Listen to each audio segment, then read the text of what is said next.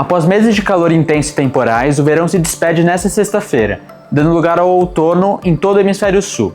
A nova estação começa oficialmente às 11h45 e marca uma fase importante para o clima, a transição entre os períodos chuvoso e seco.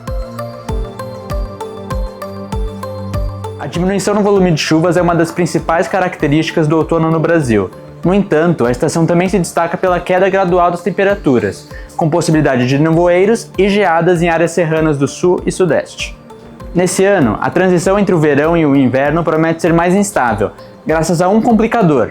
A estação deve ter a presença de um El Niño, que, segundo as projeções, deve se intensificar no segundo semestre. Para quem não gosta de calor, a previsão é ruim. Isso porque não estão descartadas a ocorrência de ondas de calor já na primeira quinzena de abril e também ao longo de maio no interior do país. Apesar da redução gradual das temperaturas, o que é natural da estação e da aproximação do inverno, o frio mais significativo deve ser registrado apenas entre o fim de maio e o começo de junho, e com um detalhe raro para a época, a presença de umidade. No sul, a previsão indica volume de chuva abaixo da média, com destaque para o Rio Grande do Sul, oeste de Santa Catarina e boa parte do Paraná. A área com mais instabilidade deve ser o litoral catarinense, em razão da passagem de frentes frias entre maio e junho na região. Em relação às temperaturas, a tendência é de um outono mais quente no sul. A condição está ligada ao sistema atmosférico conhecido como alta subtropical do Atlântico Sul, que fica posicionado sobre o Oceano Atlântico entre o Brasil e a África.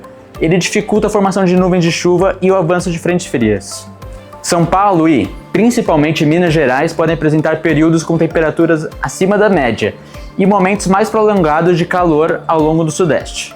Assim como no sul, a faixa leste do sudeste, que engloba o litoral, deve ser impactada pela passagem de frentes frias, favorecendo chuvas acima da média, enquanto o interior de Minas tende a permanecer mais seco. O outono no centro-oeste começa mais seco e quente, mas muda com a aproximação do inverno.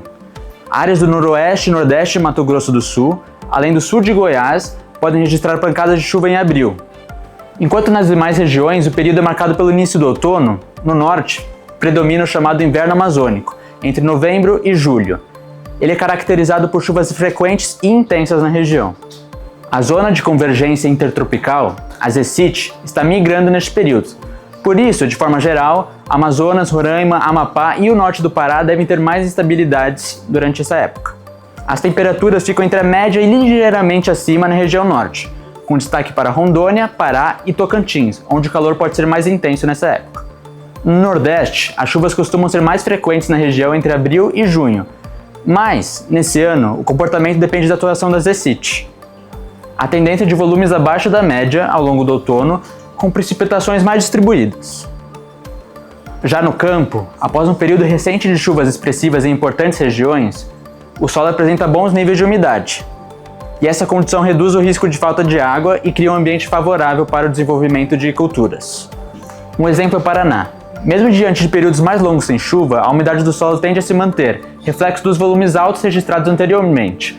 O padrão se repete em áreas de Santa Catarina e do Rio Grande do Sul. No sudeste e no centro-oeste, o comportamento se assemelha pela proximidade entre as regiões. As chuvas recentes garantem níveis adequados de umidade, o que é suficiente para o desenvolvimento do milho de segunda safra. Além disso, a previsão de chuva no começo do outono.